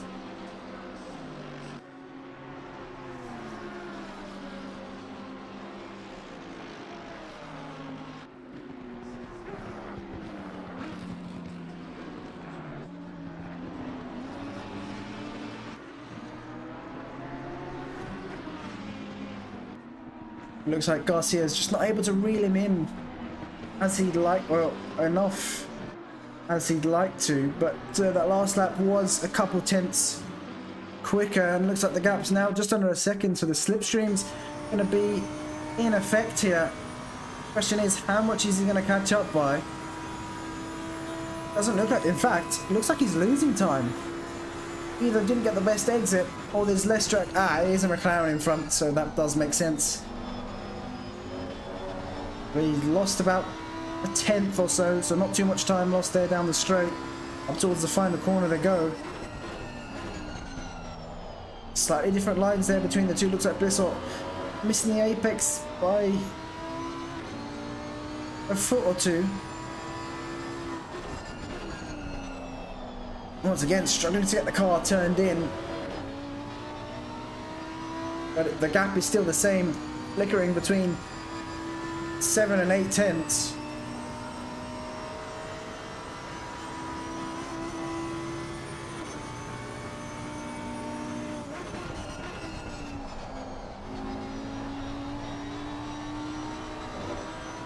Look how close they are to the walls. We would have had the wheel cam, but for some reason it's not working at the moment, so wheel cam would have been brilliant on this track.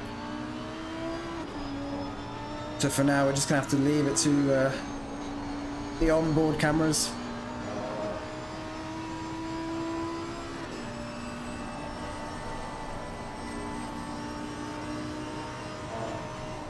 But just looking at the gap between P2 and 3, Tillich and Klinkmuller, it's down to 4 seconds. So we could see a possible battle between those two shortly, but there's not that much time left in the race to go, only 13 minutes. And although Klinkmuller was 2 tenths quicker that last time round, it's not going to be enough. It's really not going to be enough. He needs, I think, at least half a second a lap to be able to catch up to P2 here.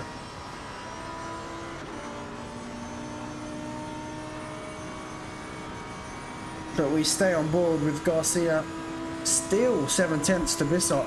But last time around, Garcia was 2 tenths quicker. Let's see what it's going to be this time around. They seem to have very similar pace on this lap.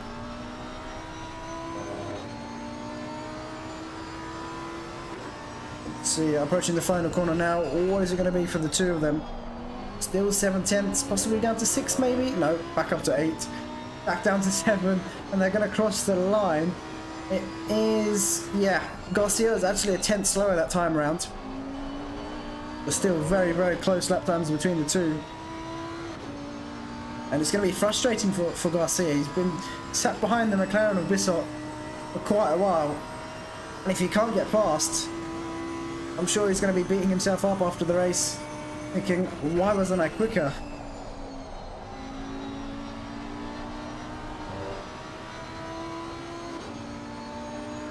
But for the drivers to be doing 201s at this point in the race is still pretty impressive. The only two, actually we've got 3 drivers in the 2-minute mark. Booth be the race leader. We've got Tillich in P2, who's actually losing a bit of time to Klinkmuller. And we've also got Lomi in P4. With a 2-minute point 4 as well, and a bit of a mistake there. Was that a mistake, or was there a car behind? I'm not sure, but dirt and grass being thrown up into the air, it's not going to be good for the tyres, of course. And looks like we've had a change in position. Looks like Vercelli, P15, has just made a move on Van Horn here. So Van Horn losing out, but they started towards the back of the field. They started P29 and they've gained 13 positions so far. I think that is the most this race is. In fact, 3 teams have gained 13 positions this race. We've got Staffin with TSC Deconi Racing. We've got Van Horn with Assa Racing Team, and we've got Novak with the Adweiser Racing Team. All those 3 teams with 13 positions gained this race, which is very impressive. We have to go back to P6. Garcia and Bissot, they're even closer than they were before, just separated by 3 tenths heading up towards turn 1.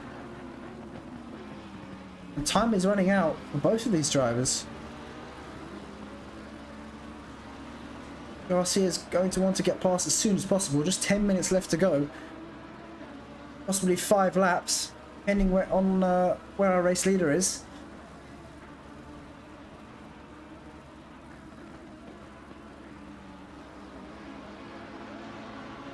Lots of trees here, no kangaroos though.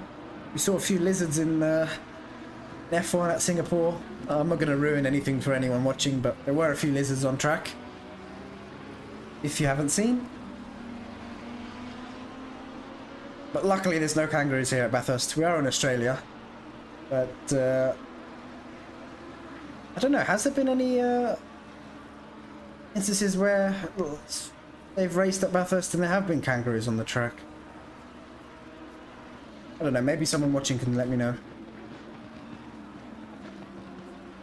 And no, I'm not going to do my Australian accent, so please don't ask.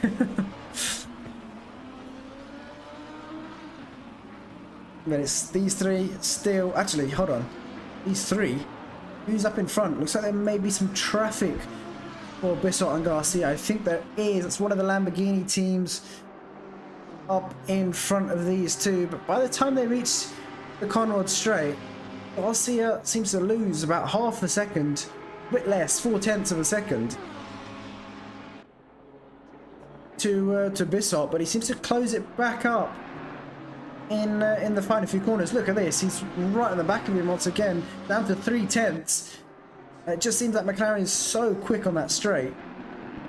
And that's where all the time is gained, and they are bumper to bumper now, but they're going to have to think about navigating past this traffic in front. Blue flags being waved for the Lamborghini out in front. I think it's one of the Balance Esports Lamborghinis, if I'm not mistaken.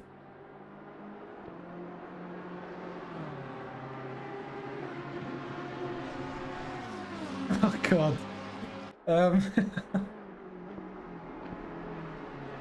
Yeah, no kangaroos on the track. Luckily though, we don't want any wildlife being hurt. Unfortunately, one of the lizards did get killed actually in F1. I didn't actually see it, but I think it happened in practice. And let's go on board quickly with Garcia still back to a second now, and the traffic is going to cause some issues for these two if they can't get past him quick enough. Of course, dirty air is a thing. Even with GT cars, you're going to get a bit of aero wash, or air wash, however you'd like to call it. But through Skyline, Garcia closes up by a huge chunk of time actually. But this is where he needs to be as close as possible to stay within the slipstream. You can see on the exit the McLaren just pulling away already. And there's not much that Garcia can do to hold on. And that McLaren's just pulling away down the straight. In fact, looks like not anymore. Garcia's close enough to stay with him. Of course, the closer you are, well, not necessarily, but the closer you are, the stronger the slipstream is, so to speak. But this is where he wants to be for the final 6 minutes. He needs to be this close. A bit late on the brakes. Oh, I'm bouncing on the grass as well on the exit of the final corner. But he needs to stop braking late. He needs to be focusing on that exit, slow and fast out. That's what they teach you. For every sort of racing really. And it's such a simple thing, but it really does help massively. Flash all the lights there from Garcia indicating that he's coming up towards the back marker, but he's lost time once again, back up to a second between these two. And what else is going on throughout the field? The race leader, Boothby, he's coming down the Conrod Straight now, still hasn't been able to improve upon a 1:59.4, which is of course the fastest lap of the race. But it looks like it's going to be another win for Veloce. Still 5 minutes left to go, so I don't want to say anything too soon in case I curse him. And he ends up in the wall facing the wrong way. Yeah, let's hope that doesn't happen. But back to these two once again. They've passed the traffic, so actually I was going to say they've got nothing to worry about. They've got some more traffic. One of the BMWs up in front. Is that Staffin in front? No, who is it? It's a BMW, but I don't know which BMW. Is it P26? Is it Gordon? Yeah, it's Gordon, just up in front. Okay. So one of the two the Coney Racing teams is going to have to move out the way very shortly. Only running in P26. I believe they may have picked up some damage earlier on this race. I'm not entirely sure.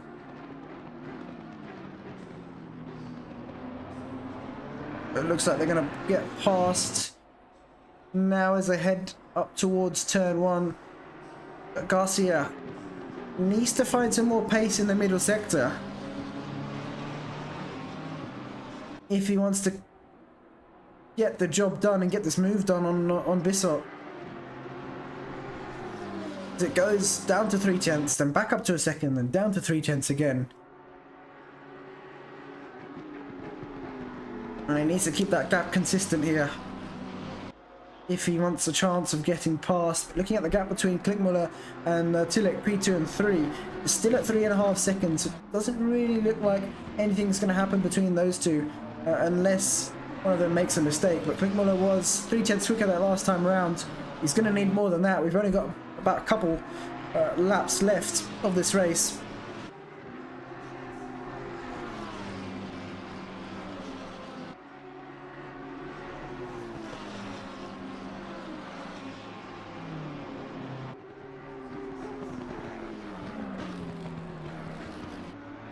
And he has done it so far. He's stuck with Bissot. This is exactly what he needs. And I think if he can stay and get a good exit out of Forest Elbow. Oh, it was a mistake there from Bissot. The pressure's getting to him, and it's a brilliant exit from Garcia. This is exactly what he needs. Let's go on board, in fact. And it's now 2/10, much closer than it was before. You can see him closing in ever so slightly. This is going to be his probably only opportunity to get past. Look at that, the bump there, unsettling the cars, and he goes for a move down the inside. There's nothing that the McLaren can do, and he's got the job done. Bit of a wiggle though on the exit. They're still side by side, and the McLaren's going to get back past.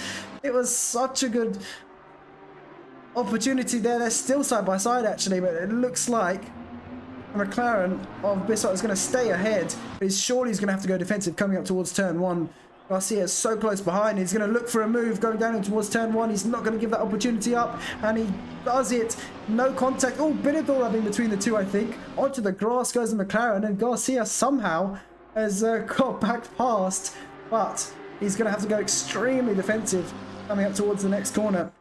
Look at this, all the way on the inside here, not giving any room for Lomi to get past, but round the outside he tries to go. That's a long way around, and the camber of the corner is not going to help him do that. And there we go, Garcia, after over half an hour of trying to get past, has finally got it done on what may be the penultimate lap. And in fact, Bissot now hitting the wall. Maybe he's lost his motivation after losing that position, but he's got to keep going here. Any lapse in concentration, if I can speak, will mean he's probably going to be into the barriers at any given moment.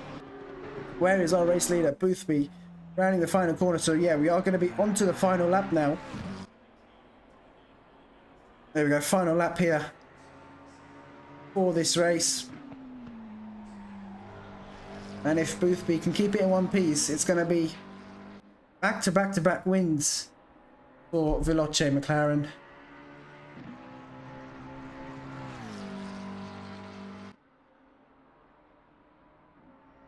Looking down at P14 and 15, we've got another battle going on, of course, on the last lap now. Staffin having to fend off Vercelli here.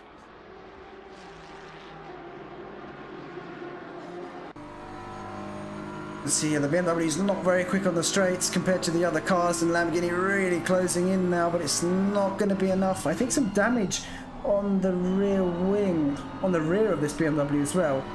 Unless that's the livery, it does seem to be damage. It's quite hard to tell in the dark. Lamborghini of Vercelli trying to go for a switchback here. Looks like they've got one of the lead cars approaching them here. That's the Unicorns of Love Lamborghini right behind them. But I don't think they've got anything to stress about. They're going to have to be patient here. They're not really close enough to P2 to go for a move, and the next car behind them is 10 seconds back. So yeah, you can see that they're taking it easy here. But where is our race leader? Boothby coming down the Conrod Straight. We'll have a look at him in just a moment, but we have to go back to this battle. Just 2/10 separating these two cars on the last lap. Staffin is doing everything he can to try and fend off Vercelli. But is it going to be enough? Is everything going to be enough to hold off this Lamborghini, especially down the straight. Looks like, oh, has there been an accident here? Looks like there has been, but Boothby is going to round the final corner to take another win here for Veloce at Bathurst this time around. And they've put themselves in a good position for the rest of the championship. Tillich looks like he's approaching the final corner. Good result from them, finishing P2 ahead of Unicorns of Love. They started in P5 and got themselves a podium. So a brilliant race from them this time around. Looks like Klickmuller is going to cross the line in P3. Started P3, finished P3. So looks like they've bagged some good points for themselves as well. Lomi is going to finish in P4, started P6 as well. Another positive race for, once again, the Bathurst Esports team. Looks like Garcia is now having to fend off Bissop. Bissop not close enough, so Garcia, as we said, after fighting for so long, has been able to get P5, a top 5 finish, and there we have it, a top 5 for this race. We'll be back in just a moment, possibly for some interviews from the drivers, so make sure to stick with us.